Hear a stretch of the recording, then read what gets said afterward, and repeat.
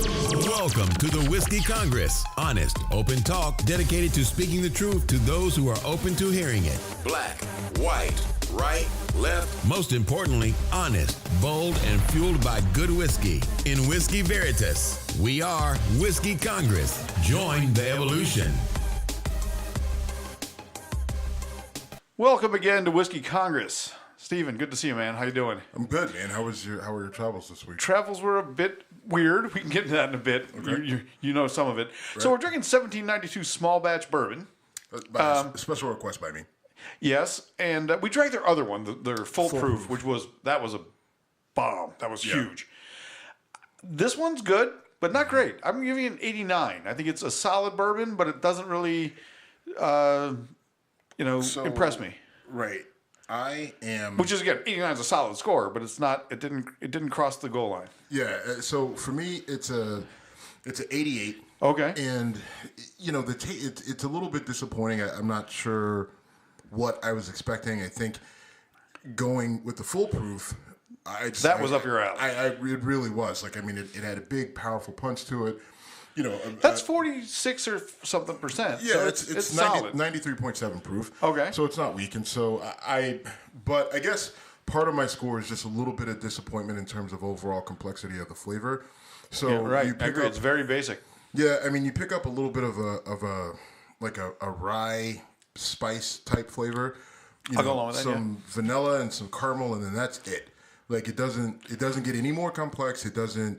There's no doesn't change the next time you take a sip or whatever. And I don't particularly pick up, which this is good, but there's not a strong alcohol flavor, right? At least I don't think it comes. And maybe it's because we just drink so many. We've been drinking some really powerful stuff, whiskeys over 100 proof, but it just doesn't have that punch, which is good. And with it being above 90, in the 93 range in terms of a proof. That's I guess a commendable quality that you don't have that alcohol burn, and I'm not asking for it, but at the same time, there's also nothing else, right? You can maybe convince me that there might be a hint of oak in there. You may be able to pull that out, but I and maybe I'm just trying to force it in there, but I wasn't overly thrilled. So I think we're giving it a lower score. Off of expectations and anticipation, but it just wasn't quite what I wanted it to be. I'm with you. So maybe 88, 89 is still a solid score. It's not like we're talking turpentine here. And listen, it's not overly expensive. That's 39, I think. Right. it's $40. It's a decent bottle. It's cool from a presentation standpoint. It's pretty cool. Great presentation, and it's a bottle that I have 2 bottles of 1792. I have a small batch and a full proof at home. That I got. Then why did I smuggle it from New Jersey? I got them. I think I got it after the fact or something. Somebody gave me the small batch. Small batch was a gift. So, was it that kid you lifted with? No, it wasn't. It wasn't Little Ricky. Wasn't Little Ricky. Sorry, I didn't know it was Little Ricky that gave you. No, well, it is. I call him because he's a kid compared to you. And I remember when he's like 7 years old. Mike, Steve, Mike, hey, can we hang out? No. You're 7, Little Ricky. Ricky. Literally. 7. He used to eat these giant bowls of cereal. We'd all be down in the basement, plotting whatever bullshit we were going to do, and he'd come down there with, a giant bowl of Fruit Loops, can I come? No, just eat your cereal and don't drown in it. But back to the whiskey. This is, you know what? We're being hard on it. We are. I'm going to stick with my score of 89, and it's a good whiskey. Put it on your shelf. It's a good one to have. It's that in between middle tier. It's not up there with your Blantons. It's not up there with your Colonel E.H. Taylors, or any number of others out there. But it's still a solid whiskey to have. Good Manhattan whiskey. Step above. I'd put it way above. Here's the thing. I probably should have been a bit more generous because I would typically give a Maker's Mark an 88, 89 score, and this is just distinctly better than Maker's Mark. In my opinion, not distinctly, but it's a step above. It's better than Maker's Mark, but not better than Maker's Mark 46. Okay, we should do that next. We haven't scored that yet. 46. Yeah. It's an easy one to find. Easy to find, exactly. Another nice presentation. Right. So before we go further, I want to say thank you, my friend. Why is that? Because yesterday you helped me out. Let me set the stage. So I'm at work on a project in New Jersey. and my alarm from Simply Safe goes off. So I kind of want to give Simply Safe a bit of a shout out because I got the text message saying there was an alarm.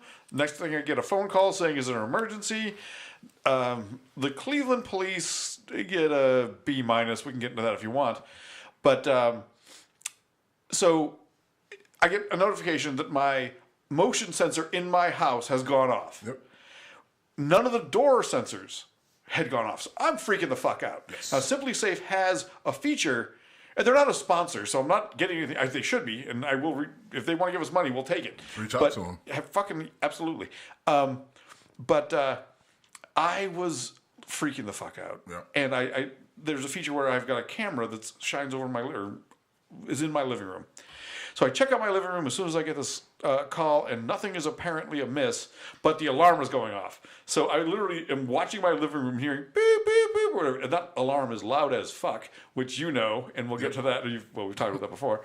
But so long story short, nothing was wrong, but I didn't know that, and I was very stressed out about it. So I called you and said, hey, can you come by and take a look? You came by. I told you where my. So let me jump in. So you called me, and I was in a meeting at work.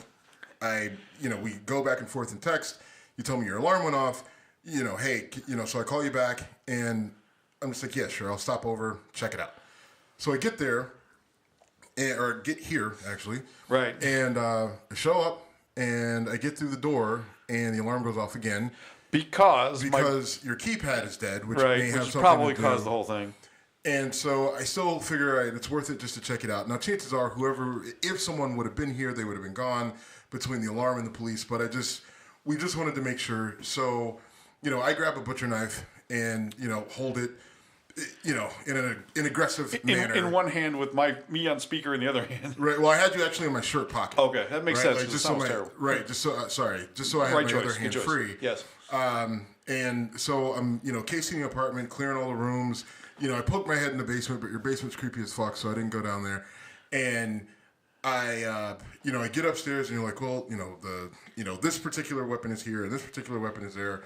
So I grab one, get it ready to go, clear all the rooms, make sure everything is okay, realize that no one is there, all is good. But then the concern is, are the police coming back? Yes. Right. So now I need to get rid of this knife. I need to put the gun back, because the last thing I need to do is open the fucking door or have them look through a window or something and see me with a knife and a gun, and then have this be a whole different show in memoriam to. Yeah, I was saying, it'd be a one-man show. Honest to God, Steve, I was telling you, please just, we're good, go home, don't worry. You stuck around to see if the police would show up so you could talk to them, but I was genuinely concerned, like, how awful this would be if you're walking around with my Glock and the police show up. And it concerned me particularly because your vehicle is in my driveway, so they could have run your plates and said, that's not the person who lives here. Right. If they were that dedicated. Now, thank you, Cleveland Police, for coming by. I'm not trying to be disrespectful. However, I did have to call them to find out what had happened, or that they had found nothing.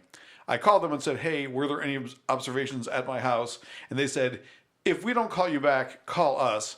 I called back and they said, you've got the wrong number. Here's the right number. They didn't even transfer me. They gave me a phone number to call. Listen, thank you. They're not a concierge service. They're not. You're right. And I'm going to be spoiled. There was nothing right, wrong. You're right. You were fine. So, you're correct. I was just like, here's the right number, sir. And they just randomly. Also, this is Cleveland. It's not like you were out in the suburbs where it's a little different situation. True. When I tripped my friend's alarm in Rocky River, they were there like that. 3 minutes later, there was a cop with a hand on his gun. Yeah, listen, it's Cleveland. In a way, it's kind of good. They got better shit to do. They showed up. Right. They showed up. They walked the house. Sure, yeah. Everything was fine. Thank you. As a friend, thank you very much for coming by, though. Second time, by the way. No. The other time. The other time. It went off because I failed to turn it off before I gave you the code to my alarm. My fault. You now have the code. Yes. All right, so I'm going to do a preemptive come at me, bro. Okay. I was going to say this at the end of the show. You can come at me if you want later or now. Okay. But come at me, bro, is this. You said, you know what, when you're on the road, I'll try to stop by more, and I appreciate that. And the truth is, you've probably spent almost as much time in my house in the last couple of months as I have, at least during the week. Okay. But here's the come at me, bro. I think you have a motive. I think your motive is you want access to my house so you can take a shit in peace. You are a married man with a kid. I think that's what you appreciate the most about having this available. Am I wrong, sir? Well, I'm not wrong. I don't really have an issue with shitting in peace. Okay. Because no one really wants to get involved with that. I can understand. I thought I would get a full confession. Well, here's the thing. The biggest thing is just convenience. I spend a lot of time over here because one of the projects I'm working on is right down the street. And my big thing is I just don't want to shit myself going back to my office or on my way home. That's not where I was going. I know where you're going. Right, and no, it's not that. And a friend from a long time ago that used to say that his daughters would just not leave him alone. Like, what are you doing in there? What are you doing there? And no. My kid has let me know that she wants nothing to do with me while I'm. Damn it! I thought I had a not the way I wanted this discussion or topic to go at all. All right, we can bail on this right away. We do need to talk about another thing though, because we've talked about the. We got a video to stop. Okay, we got a video to stop. So we're going to talk about the Officer Van Dyke being found guilty, Kanye, Jamal Khashoggi. Thank you. Nikki Haley resigning. CBD oil, and the NBA. Sounds good. So, all right, we are done with the whiskey portion. Thank you very much. And we are. Okay, so that was an awkward derailment by me, which is, let's face it, no shock to anyone. So, Laquan McDonald was shot dead in the streets of Chicago. It's got to be almost 2 years ago now. Maybe a little longer. A little longer than that. Because I think it happened in 2015. I mean, we were still Stephen Jim fixed the world while drinking when that happened. So I think that was like 2000. You were still living in this neighborhood when that happened. Right. So I think that was almost 3 years ago. Almost Right? Because 3 it was 2 years ago. It was last year when they finally released the video, and then this whole process started, and then it had been 2 years since he had been killed. So, yeah, I think we're at 3 years now. But either way, he was found guilty of second-degree murder and then 16 counts of aggravated battery. So he's going to prison for a long fucking time. Well, it's funny you say that because it's a curious situation with the way the sentencing could go. In the state of Illinois, the second-degree murder charge can be anything from probation to 20 years. Yes, I'm not making that up. You say that was him reacting to my facial. Really? It's anywhere from 0 years in probation to 20 years in prison. But where it gets even more complicated is that each count of aggravated battery could be up to 6 years, right? So the question is, how do they stack the two? So how many years do they give him for second-degree murder? And then how much do they give him for, do they go consecutive or do they go consecutive or concurrent? Thank you. Right? I was choking on the word. Yeah, I tripped over because I think I was going to come with concurrent first. But either way, so on the one hand, they could say for each count of aggravated battery, we will give you, 5 years and you will serve those.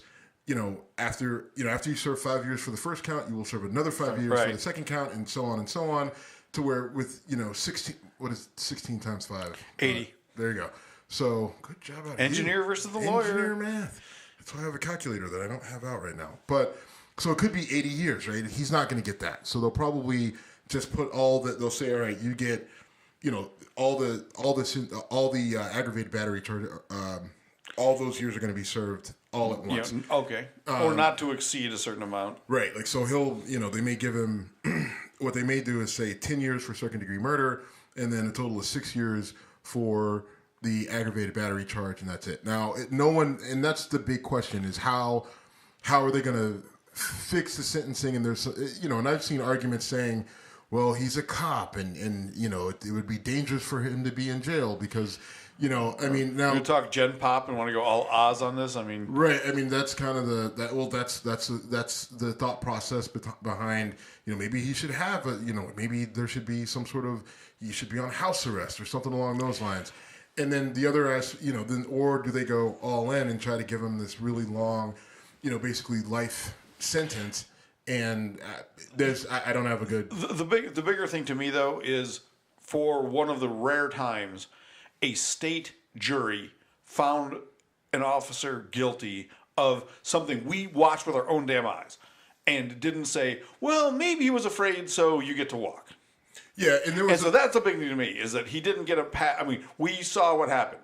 The idea that he felt threatened for his life, he had officers on either side of him. He shot 14 times in 16 seconds or 16 times in 14 seconds. Either way, a long fucking time. This guy's down on the ground dying, and he's still popping caps, and he did not get to walk, and good. Well, and it's.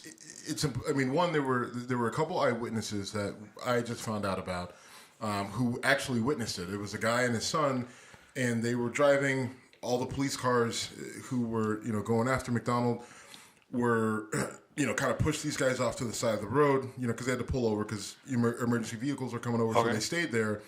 And apparently they had a clear line of sight. And so the reason why they were even found is because they saw it happen, and then they were told, after it happened, they were told to move along, and they watched the news, and, the news said, he lunged at them, the officer feared for his life, and he shot him. And, the father said, that's not what happened. I saw it with my own eyes. And so he reaches out to the police. They put him in touch with the investigative branch, the internal investigation branch within the Chicago PD. And, he ends up being the last witness for the prosecution. I'm sure, yeah. And, he's just like, listen, I saw what happened. What they said happened isn't what happened, and it just doesn't seem right that they killed that kid. He didn't do anything. Maybe he had done something wrong, but it didn't. Whatever, at that moment in time, it didn't seem to. It was warrant. not a justified shooting, right? And then the thing the guy couldn't get over is that once he shot him, the kid went down after the second shot. Why did he keep shooting him? And he said it happened so fast, and there were so many trigger pulls. He thought multiple cops were shooting him. Right, but it was and just there were one. like 5. Right, there were multiple cops around him, and no one else felt compelled to shoot. And so that is really it's a good outcome for the city of Chicago, because the reality is this could have really blown the top off that city. Then I wasn't even thinking about that. Because there's tension there, right? I mean, yeah, the Chicago PD and the black community do not have a good relationship.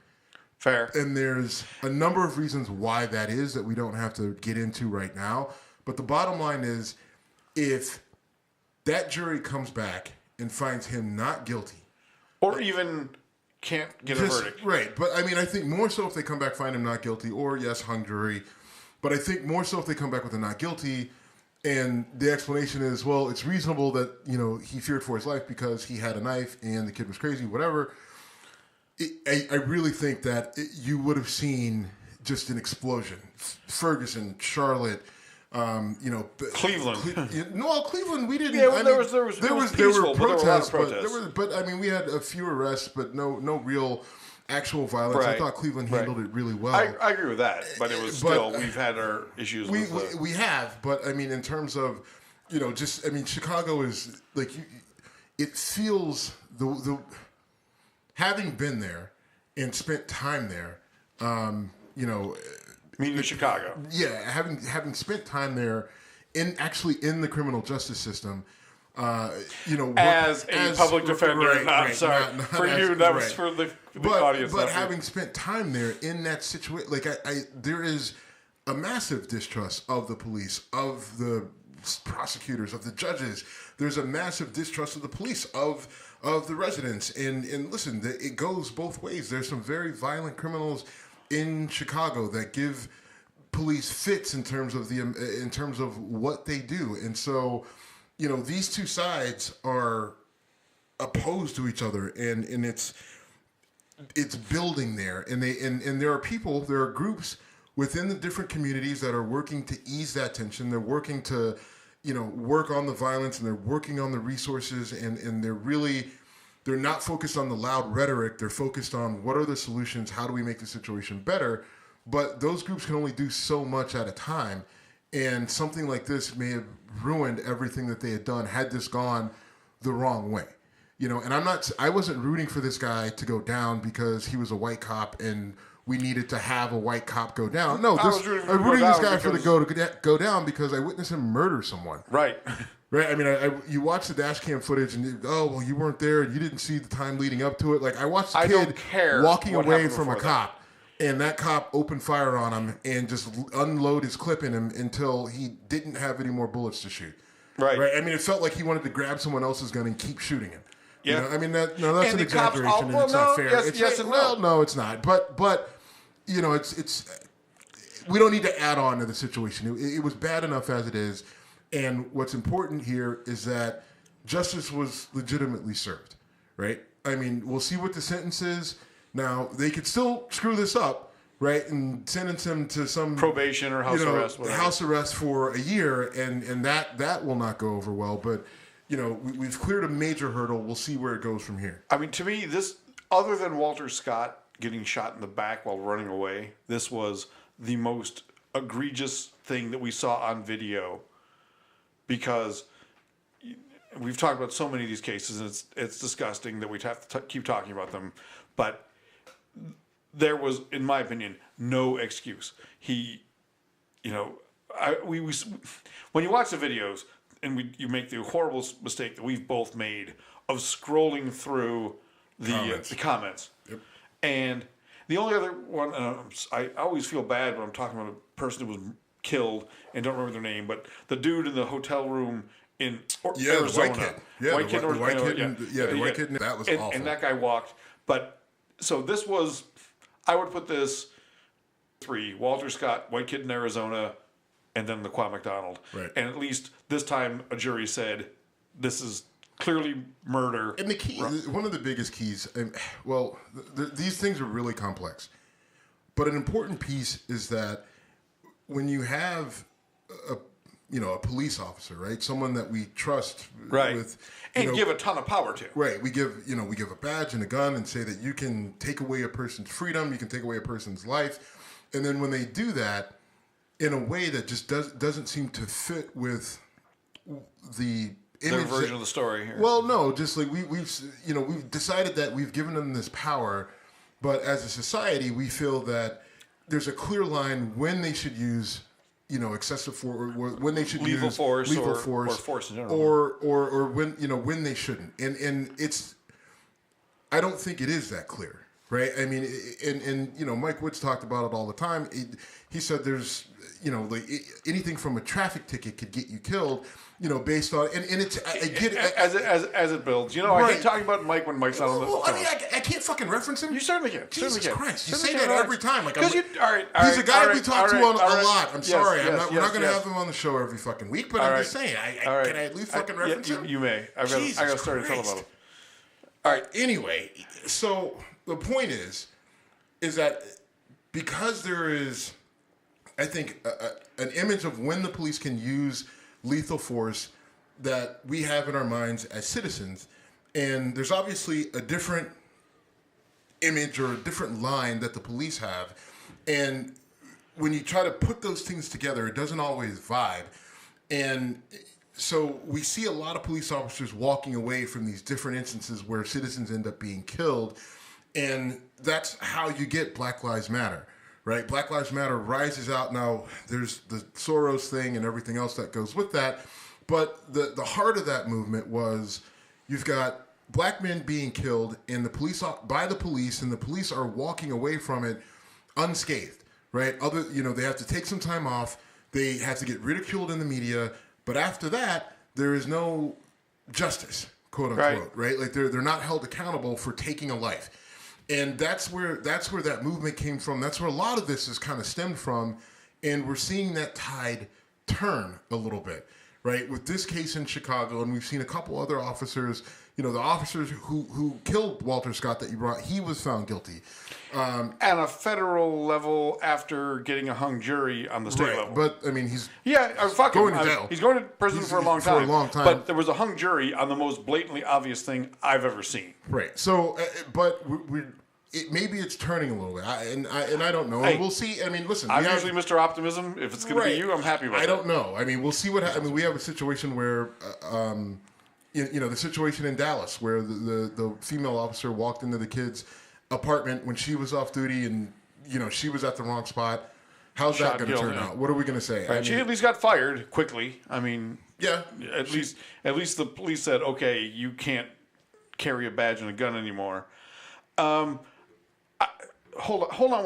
One other thing I want to bring up real quick.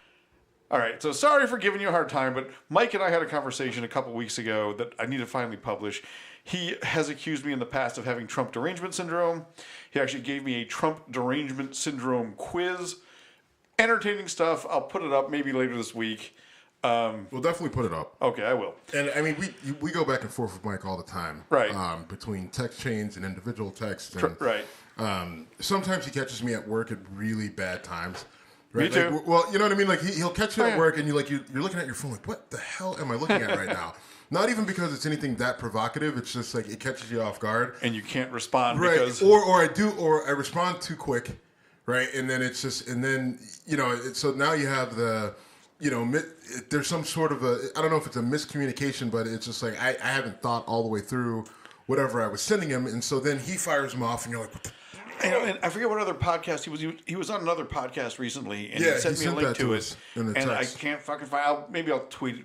I'll tweet it out. It was really good. It was really good. It really was him talking to a couple guys, and it was like something fitness mind. I think it's called Mind Pump. I think it was called Mind Pump Fitness or something to that nature, and it was really cool conversation. So check that out.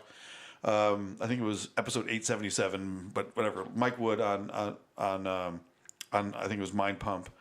I think it was Mind Pump Fitness podcast. In any event, one of the reasons I've been accused of having Trump derangement syndrome, TDS. Or TDS, as it's known. I wrote an article on it. You did? On Whiskey Congress Show. You did. I saw that. Not you specifically, but no, just in general, the concept of it. Yes, and Kanye West has been a subject of that accusation, right? Like if you're coming after Kanye for supporting Trump, you have TDS. And we talked last week about Kanye West on Saturday Night Live, which amazing. My issue with him on Saturday, well, our issue with him on Saturday Night Live was just the whole just up in a bottle thing. Perrier bottle. Still confused on what I am too. Like I'm still confused about those sharks that were with Katy Perry in the Super Bowl. Fair. I mean, I just like people dressing up in foam throws me off.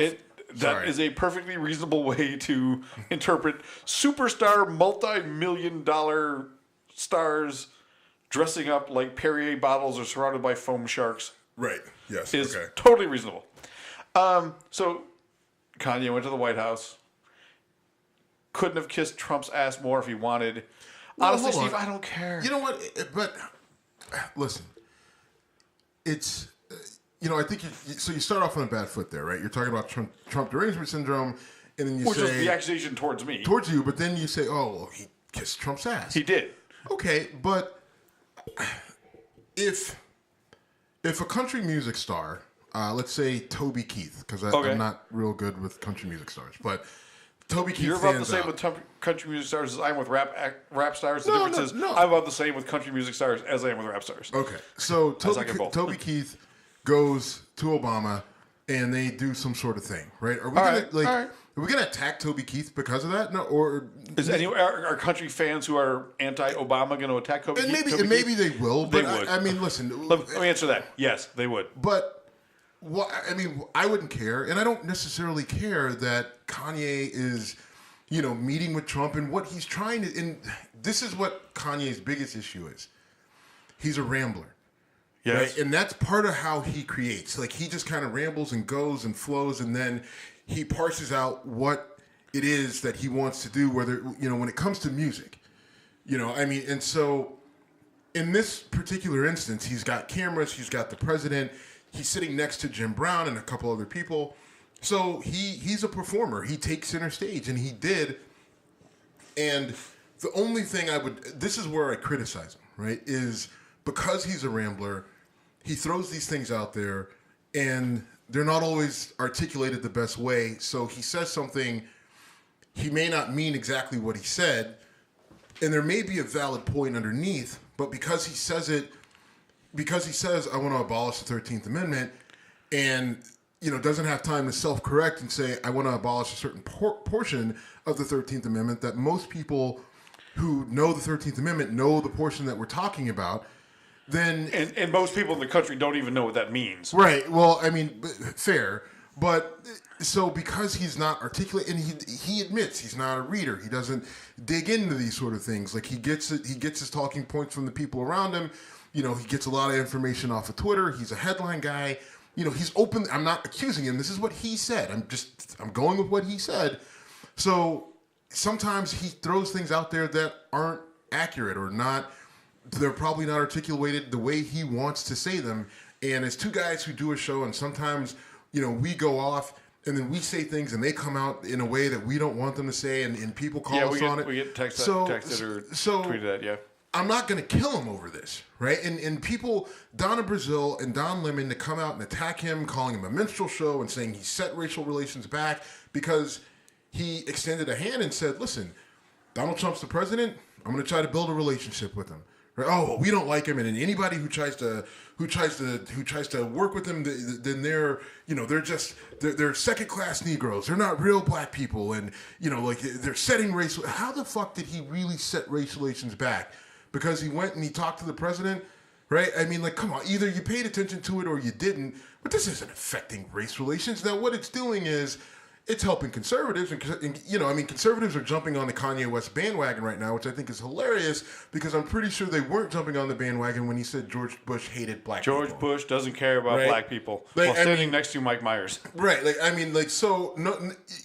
think you have to look at this for what it is, right? It's a dog and pony show. This is all a fucking game, and that's the way people are approaching it. And so for CNN to come out and Donna Brazile and the way that I think that a lot of our celebrities and black celebrities have come out and attacked Kanye West over this, they're feeding a beast, right? And they're really adding to the Democrats and the progressive left and the left. They're adding to their issues and their problems. Right, by coming out and attacking Kanye West in this way. Now, there's plenty of black people who will agree with them and say, yeah, Kanye West sucks and blah blah blah. Kanye West isn't relevant and he's lost his black card and all that other shit. Okay, all right. Well, the problem is that you're feeding a beast that you don't even realize that you're feeding, right? Because the conservatives are just sitting back and they're saying, we embrace Kanye with open arms. We're glad he's here. Look at him. They're embracing him, and then they're just saying, listen, they're calling us the racist, but listen to things that they're saying about this guy. All this guy is doing is expressing his opinion. Right. And lost in the shuffle to me is Jim Brown. Because Jim Brown is an iconic figure. I mean, there are people who have called him the greatest college athlete of all time.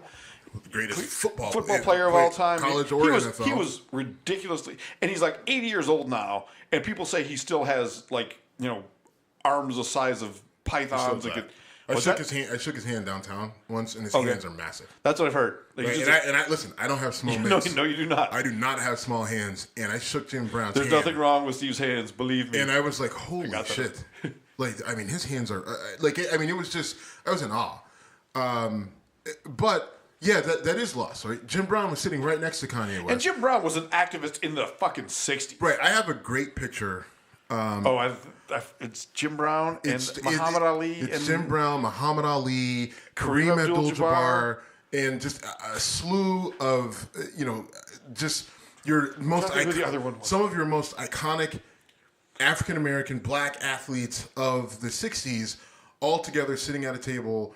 And I don't know what the press conference was, but Muhammad Ali was in the middle, and I believe it was either when he was coming back from his ban from boxing for protesting the war, or right when they suspended him. I don't know the time frame, but that's around the time when it was. When you think about the, but Jim Brown's been around that long, right? And he's fought the fight for civil rights, or he's fought the fight for civil rights.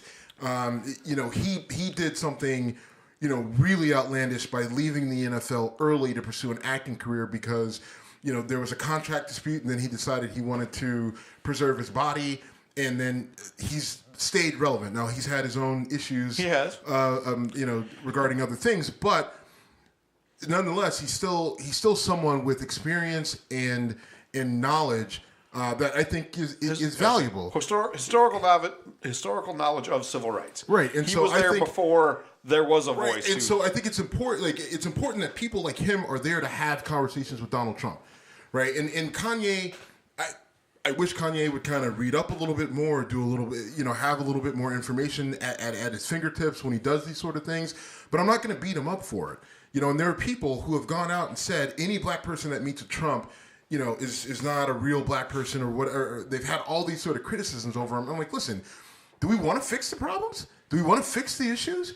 Have we even defined the problems? Like, we're going to go out and we're going to attack Donald Trump and call him racist, right? Like, the problem is that now we're getting away from tell me how he's racist, right? Now, and I've said from the beginning, I think Donald Trump is an elitist, which I completely agree with that. Which at times will show itself as a racist, but I think he's more about people with money than he is worried about race. And I think maybe there's some race in there, and I don't know the guy. He's also an but he's egomaniac. Also, right, but he's an egomaniac, and he likes to stir the pot. He likes to say things that get people, and he doesn't like to filter himself. And so it's he called these countries shitholes, and it's just like, well, motherfucker, yeah, they're not great places, right? So there's listen, I'm not going to flip sides and start to defend Donald Trump and all this other stuff. But what I'm saying is, attacking Kanye West, if you want to attack him on the substance of the things that he said because they were inaccurate or untrue, fine, right? But just because he was there, right, and said things that you don't necessarily agree with, if they were not true or not accurate, then fine. But if they were just different than what you think, then I'm going to call you for your own bullshit, Don Lemon. But okay, fine. But I think we need to call ourselves for our bullshit now, because we're talking about Kanye West, and there are really important things happening in the world right now. Yep. And it's getting really easy to get distracted from. And if you can pronounce the name of the journalist that was... So it's Jamal Khashoggi. I'm not real clear on the enunciation of his last name or pronunciation of his last name. But he was a journalist. I think he worked with the Washington Post. Correct. And he was a Saudi... He was born in Saudi Arabia, I think in, Medina? Okay, I don't know that. And he is a very well-respected Arab journalist, one of the most well-respected Arab journalists in the world. He, I think, was known for wanting to change things in Saudi Arabia, but not necessarily pushing for a regime change. Just saying, listen, we need to change the way... Change. We need a culture change. And instead of changing regimes or having some sort of violent takeover or whatever, we need you who are in power now to shift the way things are going. Now, what we thought, things were actually kind of moving in that direction, right? Like the Solomon regime had made some changes that were good. Now, listen, I know you're very you know where I stand on the Saudi Arabia. But, I mean, really, we have to work with what's happening. Okay. We have our opinions, and there were some things that, they allowed women to drive. Doesn't seem like a huge thing, but that's a huge thing there, right? Yeah. That was the thing that, like a woman driving there a year ago was something that could get her killed, right? Maybe just publicly flogged. Okay. But the point is that it's a massive shift in culture. It was a huge change, and then our journalist Jamal Khashoggi enters into a consulate in Istanbul, Turkey, in the Saudi Arabian consulate in Istanbul, Turkey, and doesn't come out. Now, government of Turkey is saying, well, they killed him. The Saudis killed him. He went into their consulate in Istanbul. He didn't come out, and they killed him. And the reason why we know this is that we have video and audio recordings of him being questioned, tortured, and eventually murdered. And they're saying that he was cut to pieces. And so my initial skepticism was, do we trust the government of Turkey? It's easy. My opinion is this is going to sound so racist, but I trust no one over there. Okay. I trust, and that includes. And look, I don't expect us to be trusted, right? I'll call myself a proud American, but if someone said I don't trust the American government, I don't blame you. Right, there's no. Listen, we all have got dirt. Yep. We all have dirt. So the question is, do we trust Turkey with this information? Right? Like they're saying. Do we know that he's no longer alive, or is that speculated? No. Okay. I don't believe that I don't believe that they found a body, because the Saudi government is saying we didn't touch him. He left here in one piece, And so I don't know where he went. Come in peace, go in pieces. I was shitty. I don't know why I did that. I'm sorry. You been to Smedley's lately? No. That motorcycle bar in Cam's? Because they have that sign in the back. Right. Come in peace or leave in pieces. I think that's a line from a movie in the 80s. I don't even remember which one, to be honest with you. Oh, you know what Apocalypse it was? Now? No. I think it was one with... It's something with Dolph Lundgren. Oh, jeez. All right, we're very we're totally driving off the path. So I think we need to drive off the path. This is ugly. Well, this is a ugly. journalist So, probably getting murdered. Two countries in the Middle East that are both powerful countries. I mean, Saudi Arabia is powerful because we make them powerful because they got a lot of oil and we've been living off it for a long fucking time. And they buy our weapons. And they buy our weapons. Right, they're powerful because we give them weapons. They give us oil. Turkey is... Give it to us. I mean, they charge us. We sometimes they exchange charge us them. the nose, but yeah, okay. There's that. But I mean, Turkey is a powder keg. It was at one time one of the more, for lack of a better word, civil Middle Eastern countries. You can't say that anymore. Honestly, Steve, there was a time when I thought going to Turkey would be one of the coolest things ever. Their food is amazing. Their culture is one of the oldest, most impressive cultures in the world. And I thought going to Turkey would be the most amazing thing ever. If they said, "Hey Jim, we got a contracting gig for you in Istanbul right now," I'd be like, "Yeah, I'm busy that day." "Oh, we haven't told you the day yet." No, I'm busy that day. And it makes me sad that I wouldn't go there, but fuck, that scares me now. So I don't know. And you know what? Maybe. Sorry, go ahead. I think you're overestimating like your my consulting value. Right. Like, I'm not. You get. I'm my pretty point. sure me and you would be fine in Turkey. We'd stick out like sore thumbs. You may not. They may think you're wrong. You grow that beard in a little bit. Fuck you. But you're not wrong. I think we'd be fine in Turkey. So hey, Whiskey Congress coming from you from Istanbul. But you're right. Whiskey. Oh, can you drink there? I don't know. I honestly, I don't know the answer to that. Because I don't think we can in Saudi Arabia. We absolutely cannot in Saudi Arabia. Right? You cannot in any of the Arabian Peninsula, Yemen, Iran, Iraq, that's Saudi why Arabia. We can't go. That's the depressing, well, sad you can't part. Publicly do it. That's the other part. Is I don't know what's public and private over there, man. I don't want to be with the wrong people. Can I tell you and get ambushed? A total side story, weird story? You know, I used to have an on again, off again thing with a jazz musician who. Yes. Okay. She did a gig in, I want to say, Yemen. No, I'm sorry, in UAE. United Arab Emirates. And she had international whatever, and she sent me a text. And I sent something back that was suggestive as a playful thing, because we had been in an intimate relationship in the past. So you sexted her? I sexted her. Okay. She texts, not sexts back, "Please do not do that. They monitor everything here. A couple got arrested yesterday for kissing in an elevator." Fair enough. That's how shit goes down over there. She was in Turkey? No, not Turkey. She was in UAE. She was in. Right. Yeah, you said that. Well, okay. Yeah. So. Oh God, I definitely can't go over there. No, you can't. But anyway, I don't get too deep into. But. I mean, so imagine living like that, though. Well, if you hold hands with, it wasn't kissing; it was holding hands. But to the broader point, we have a journalist that was murdered, right? Yeah, allegedly. Sounds that way. We haven't seen him. We haven't heard from him. We don't know where he is. Apparently, there's audio through his Apple Watch that recorded what happened to him. Yeah. And so, the question is. We're more concerned about Kanye and Trump. Well, yeah, that's an issue. So where is Trump going to come out on this? And I think he's actually playing this right now. He is, because he's going to send the sternly warning. Stop. We don't know what happened to this guy. We don't. We have no idea. Turkey's telling us one thing. Saudi Arabia's telling us another. We don't have confirmation of anything. We can't move. We can't necessarily.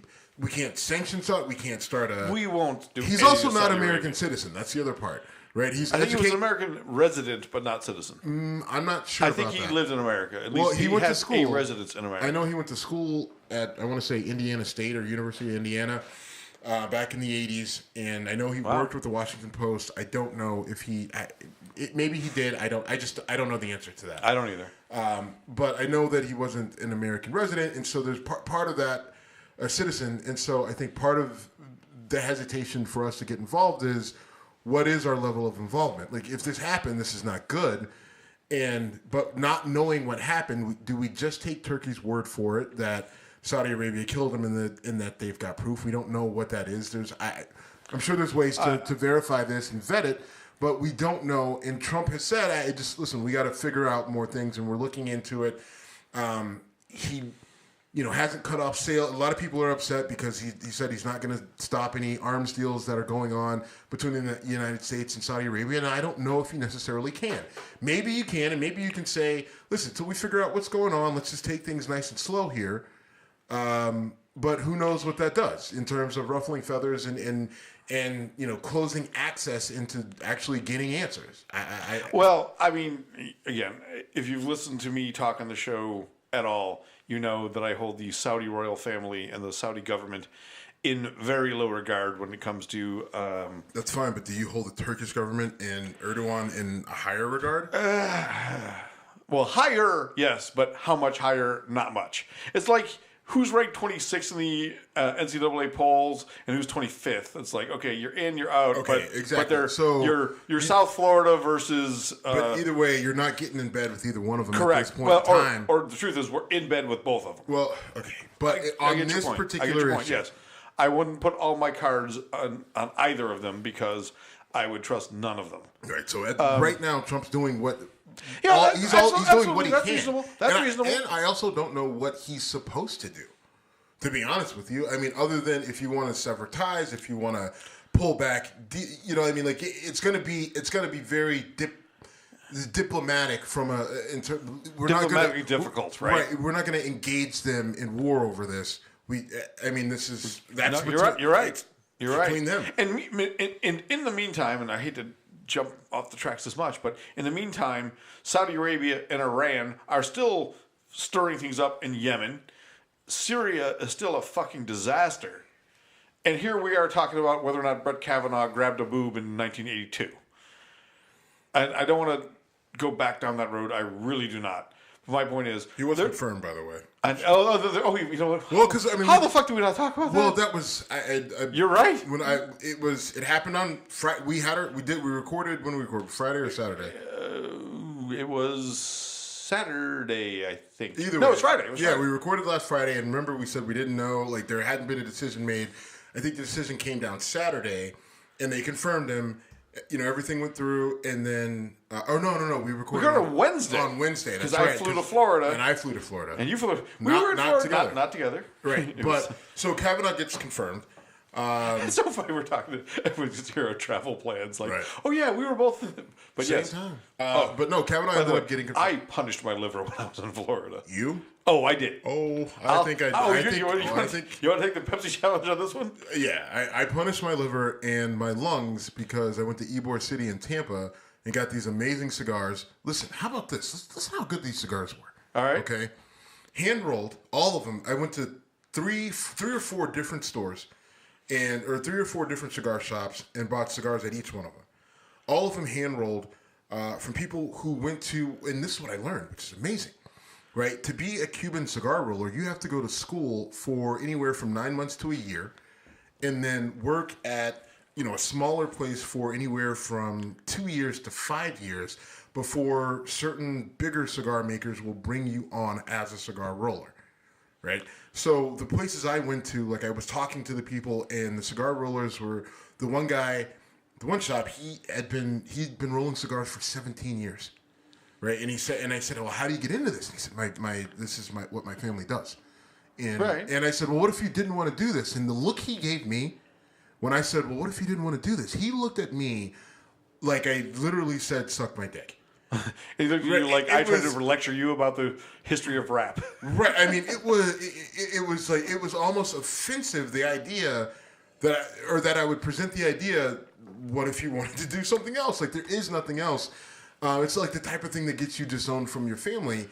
And the cigars were amazing. Jim, I smoked these cigars, and the flavors that came through were just so distinct. Cream and pepper and vanilla and like white pepper. So, like I'm tasting like all these different things, and the smoke, like even the smoke from the cigars was a perfect billowy white. My ash on my cigar, I didn't have to ash my cigars. Like the ash would burn and it would just stand still, right? Eventually I would, just because the ash would get too long. And then what's amazing is the next morning I woke up and, I'm walking around the kitchen and I'm trying to recover and figure out like why my swim trunks were in the pool and like, and I'm naked. Right, like I'm naked in my buddy's house and I'm in the refrigerator and then I'm like, and who put the tiger in the bathroom? Right, it was nuts. Like why was there a black dildo bottle opener? Which ended up, when I'm looking back in the pictures, was in every I didn't picture. know that was going to go that way. It's a weird thing. It was a long night. Long few nights. Okay, I'm conceding. You win. Dan and I just got drunk. You win. But I woke up the next day. I smoked 2 cigars between 10 p.m. and whenever I went to bed. And I did not smell like a cigar when I woke up. Okay. Like, I did not smell Did you bring any of these home? I did, and you will not get one. I'm sorry. Why? You bitch. I only brought 2. The one I don't even know if I could. So the one, the way they did the wrapping on it, I'll show it to you, is so intricate that I don't know. It's such a beautiful cigar. I don't know if I can actually smoke it. That's how beautiful it is. I think you're disrespecting the cigar. I do. I know for a fact that I am. But the thing looks amazing. And then the other one, now mind you, I bought 10. I only have 2 left. So I did. Truthfully, I don't smoke cigars like I used to. I mean, it used to be a regular thing for me. And you don't smoke like I do. You're right. No, right. I don't. I mean, Steve, you didn't know me back in the '90s when I was like 2 cigars a night. When I was 14. When you were 14, we couldn't have smoked cigars. When I was a cigar smoker on a regular basis, it was 99 would have been the year that I was with my then. I was 19. Okay, you were 19, and I was 28, and. The girl that became my fiance, then my ex-fiance, came to my apartment for like the first time and asked me if I smoked, and I said no, I smoke cigars sometimes. And I did have help from my softball team, but we then opened up. I flick on the light for the patio in my backyard, and it's just like a minefield of cigar butts. Like, you smoke cigars? You smoke? No, I smoke cigars sometimes. There's like, okay, yeah, clean that shit up, bro. Yeah, I should have. Well, I didn't expect to have her come over, and no, but anyway. I mean, the cigars were amazing though. Yeah, Ybor City, Tampa. Was it? Ybor City. Is this stuff you can get online? The one shop you can, and I tweet it out. Well, I will definitely tweet it out. Instagram it out. I will. I did. I have to go back and look at what I posted on Instagram for Whiskey Congress because there were a couple pictures that probably shouldn't have been put out. I was so fucking busy this week. I saw you on Instagram and Twitter and some stuff, and I was just too busy to follow up on it. As soon as we get done here, I should probably check that before. You probably should. Before it gets a little too crazy. But anyway, should. all that being said. Before we do that, so we should talk about Nikki Haley resigning as ambassador to the UN, because that's kind of a big fucking deal. Well, it is and it's not. And I think the big reason why it's not is this happens, right? And I think we're very sensitive to it right now. Like, this is a normal thing where people, they spend a certain amount of time in an administration and they bow out before the end of the administration because their value is high, right? Like, she can step away. She doesn't have to necessarily take another job. She can do some interviews. She can control the narrative on why she left. She can spend time with her family. She can work on a book. She can work on a TV, whatever, and she can basically cash in, and nothing overly bad. Like, she hasn't received a ton of negative press. Right. Now, if you want to say, she didn't walk away immediately. She's transitioning out. She's transitioning out. It was very hospitable, and it all looked good on TV. There wasn't speculation that Trump was going to fire her. It wasn't a big lead up to it. I'll tell you why I call it a big deal, but what I'm saying is this isn't that out of the norm. Right, but what was out of the norm, what was happening that first, 6 months of Trump's administration, where people were getting fired left and right. You got Anthony Scaramucci, who was in for like 10 days, and was fired. Sean Spicer was gone in less than a quarter. So all that sort of stuff. But this is relatively normal. But why do you think that it was important? I thought it was a big deal because of when it happened. Because all this talk is going into the midterms. They want to keep things as were in control, looking good as they can going into the midterms, and she was just done. Now, you're right. We don't know what happened. I think that part of me thinks that she's trying to get out before something really shitty happens in the world of foreign policy. Right? You've got, like, for example, journalists getting murdered in Turkey. Not necessarily that specifically, but you've got John Bolton, who's constantly in Trump's ear, who's got a hard-on for all the Middle East countries. And North Korea. Although I don't think he can... I think North Korea is off limits to him. And so now all his energy is focused on the Middle East. And I think if it were up to John Bolton, we would drop everything we have on Iran right now. You know, and so that's kind of what he's pushing towards. Maybe she got wind of it. Maybe she kind of can see the writing on the wall. And she doesn't want to have to be the... Maybe she drew a line in the sand and said, if you're going to keep this rhetoric up, I'm not doing this job anymore. And John Bolton can't shove his fucking... There hasn't been a ton of rhetoric, though. Not that we hear. Not that we hear, but I mean, so I don't know if it's appropriate to say that. But I didn't say it was what happened. I'm saying I'm speculating. Okay, I think we need to be careful. I just because we don't know what happened, but I think just looking at it, I think that she said this is the right time. If this goes any further, things may spin out of my control, and something may happen that I don't agree with, or that I can't explain, or that will get dumped on me, because she's looked and seen what's happened to other people in the Trump administration. So she said, before I'm, completely unmarketable, or I can't work in politics anymore, I'm going to step away. Maybe. Again, anything we say now is speculating, right? Yes, but it's still a big deal that the UN ambassador says enough. It's again, maybe not a negative thing. So but who do they replace her with? I think they should replace her Kanye West. With Kanye West. You know what? All right, let me ask you this. Come at me, bro, part 2. Do you think Kanye West believes he could be ambassador to the UN? Yes. Do you think Donald Trump believes Kanye West could be ambassador to the UN? The answer is yes. Don't even bullshit. Don't even bullshit me. You know why? Because I feel like Donald Trump would sit in a room and say, "What the fuck does what does the UN ambassador do? What's so hard about it?" Which isn't 100% wrong. What's so hard? Why can't he do it? Right? He's got his little raps. It'll be a real nice time. I don't know. Honest to God, I'm doing that obviously to be smug and dickish or whatever, but it's not the craziest thing I've ever thought.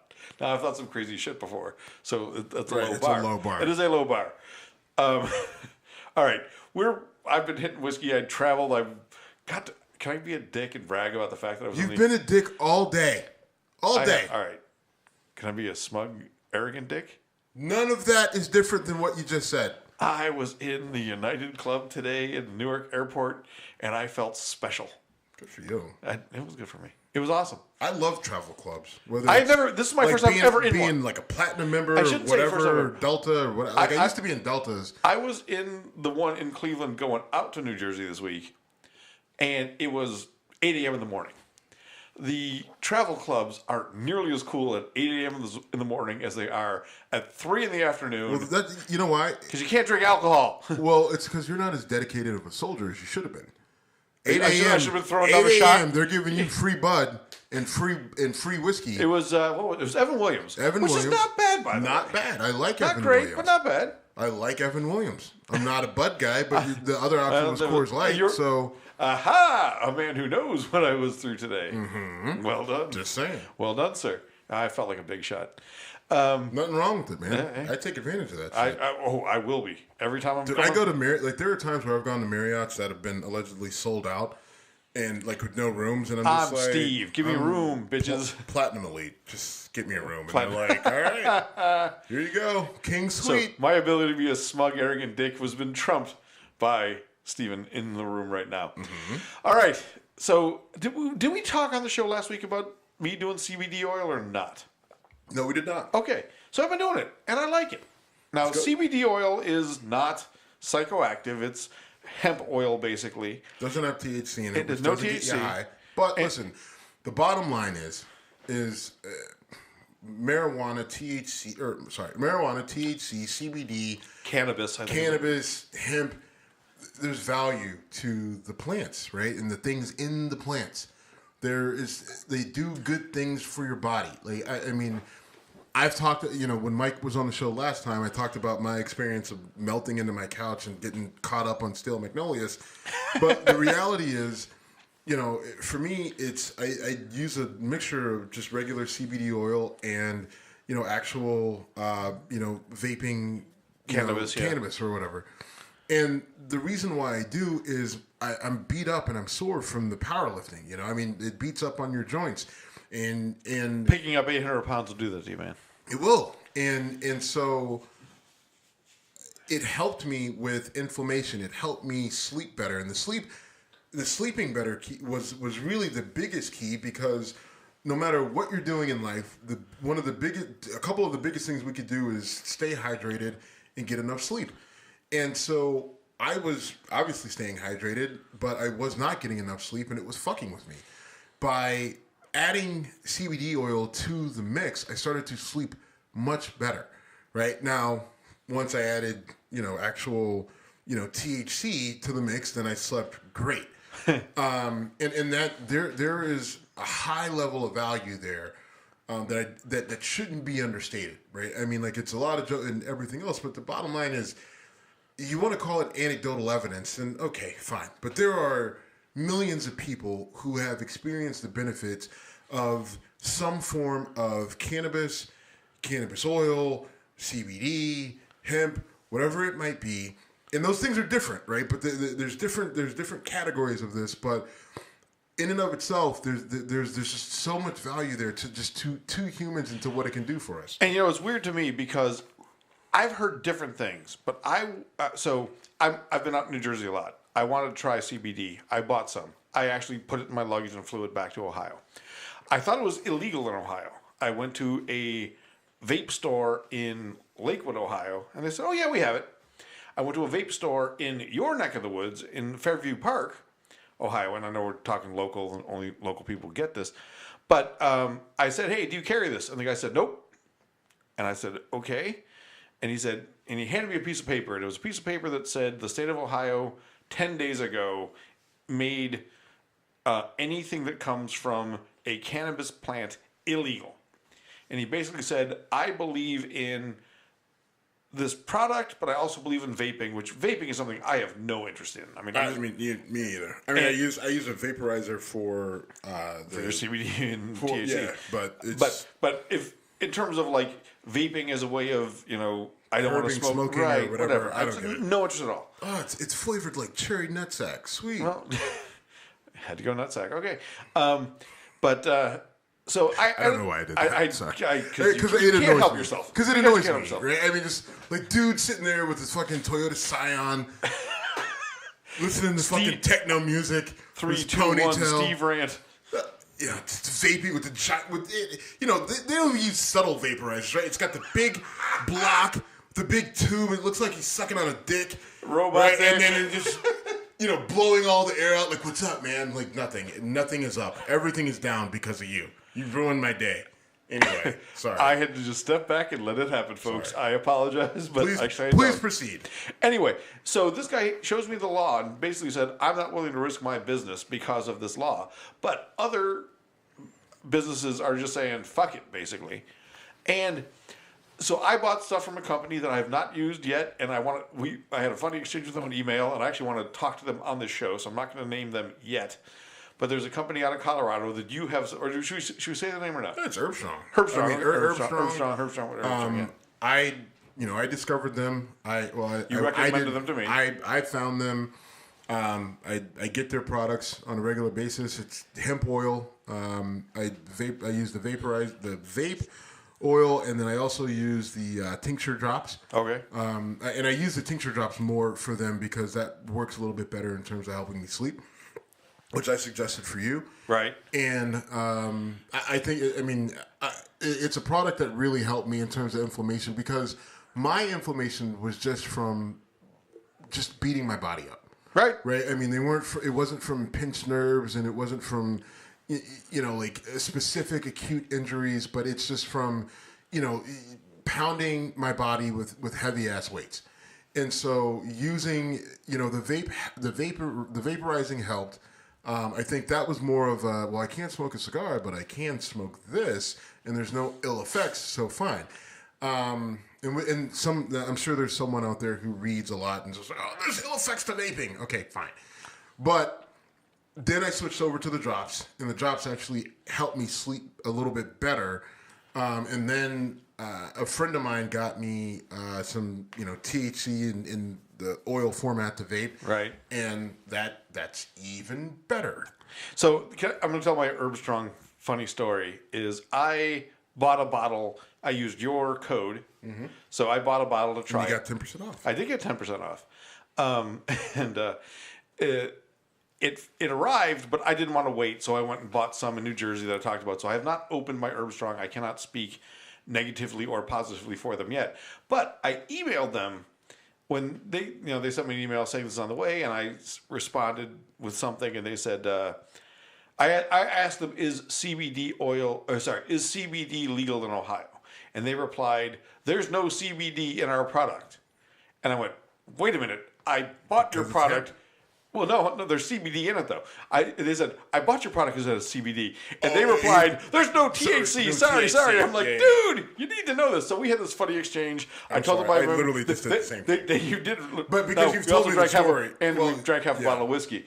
But so anyway, but at this moment, I don't know what the law is. I know that the people want to sell it, have their laws. I don't think ownership of it is a problem. And it's so fucking weird because it's like owning vitamin D3.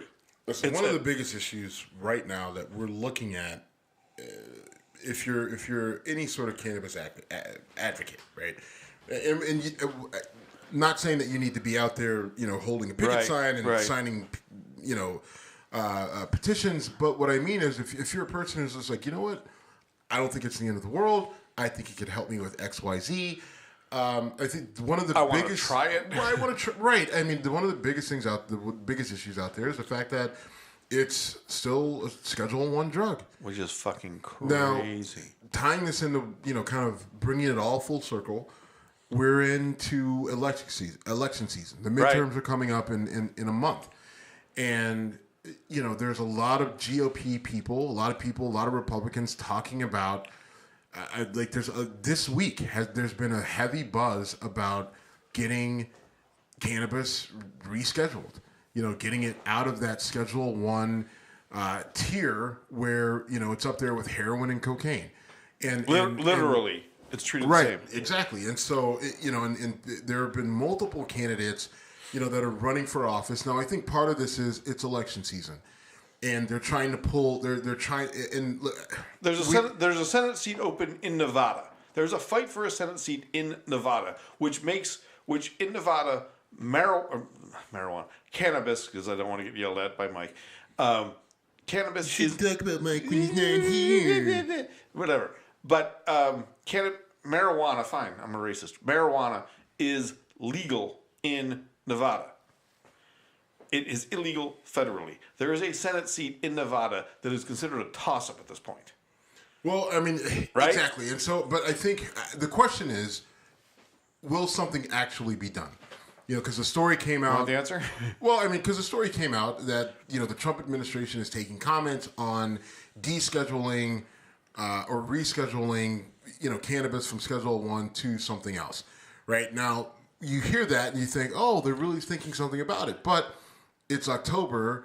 We've got elections in a month, so nothing will happen in a month. Right. I mean, obviously nothing's going to happen in a month, but it's something that GOP candidates can use and say, look, this is what the Trump administration is doing, right? Like if you're a cannabis advocate, whether you're a Republican, Democrat, conservative, black, white, veteran, whatever, this can impact you in a positive way. If we get this rescheduled, we take it away from that criminal status, and then we allow the states to dictate, and we have so many states that are moving towards legalization. This will only help you. That's something that can be used in the election cycle, in the campaign, on the campaign road, where campaign trail. That's what I was looking for. Sorry, on the campaign trail that could get people excited. The question is, will they follow through and execute? And that's the part where I don't have the weird faith. thing, Steve, is I have not heard of anything in Ohio or anything in any other state I've been in the last couple of months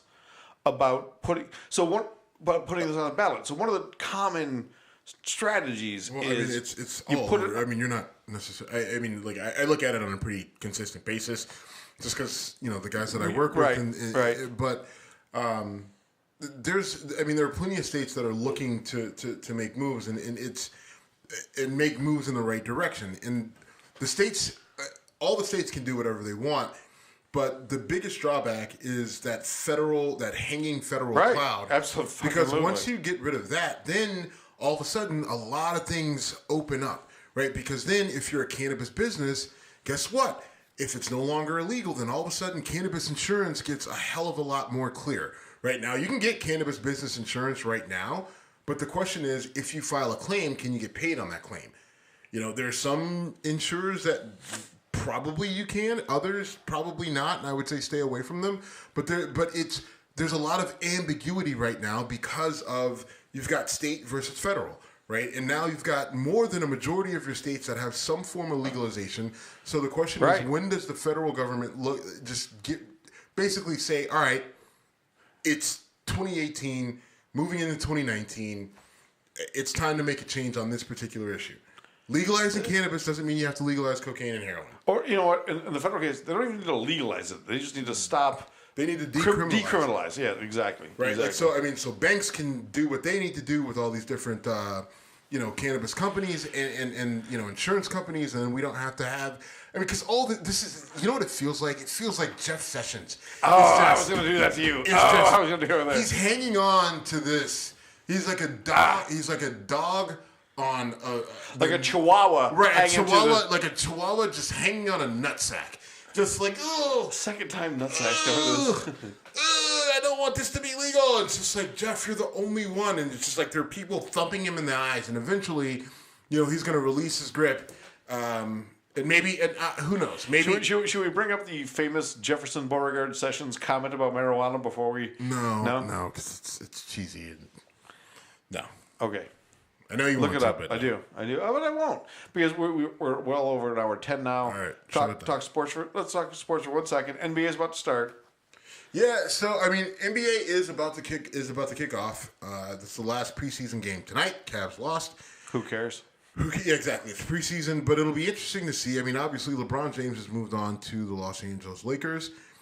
He did it, I think, in a respectable fashion. There was no big fanfare. He put out a press release saying that he was moving on to L.A. and thanks, Cleveland, and see you later. How many people have you heard call the L.A. Lakers the Cavalakers? I actually have not heard that. Okay, I've heard multiple people say that. I haven't heard that at all. LeBron, as much hatred as there was for LeBron when he left the first time, this time it's hard to hate him. He brought a championship to Cleveland. Exactly. He said he made a promise that he was gonna bring a championship to Cleveland. He did it. He executed. And we went to the finals 4 years in a row. Think about that. Yeah. The finals. We lost to the Warriors. 3 of the 4, we lost. Whatever. Listen, we lost to a buzzsaw of a team, but we beat them. By the way, we beat them. After going down 3-1. After going down 3-1, and you can say what you want to say about it, but we beat the Golden State Warriors. And the question is there anyone else who's going to be able to do that in the NBA Finals in the next 3 years?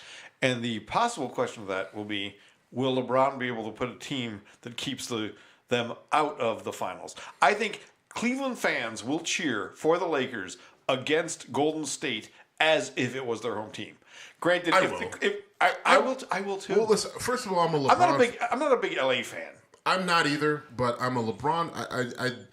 I don't have a good reason to cheer against LeBron. When he left and went to Miami, I was very annoyed because I knew my team was going to suck.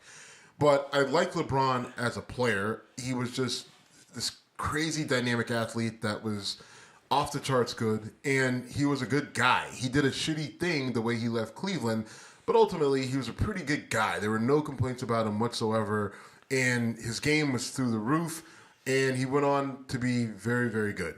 Right? He was he was really good here. He was very good that first year, and then he just kept being great after that. He's one of the greatest athletes of all time, one of the greatest basketball players of all time. I'm a big LeBron fan. So I don't really want to see him fail, but I'm a Cavs fan, and I want to see the Cavs do good. So most of my energy is going to be spent rooting on the Cavs, and I think rooting for the Cavs, and I think the Cavs will be a decent team, and they may make the playoffs as a 7 or an 8 seed. And who knows? Maybe wouldn't that be a victory? Yeah, that's definitely a win. That's definitely a win. I think they're better off now than when he left the first time. Oh, no fucking doubt. You know, let's just see what happens. It'll be interesting.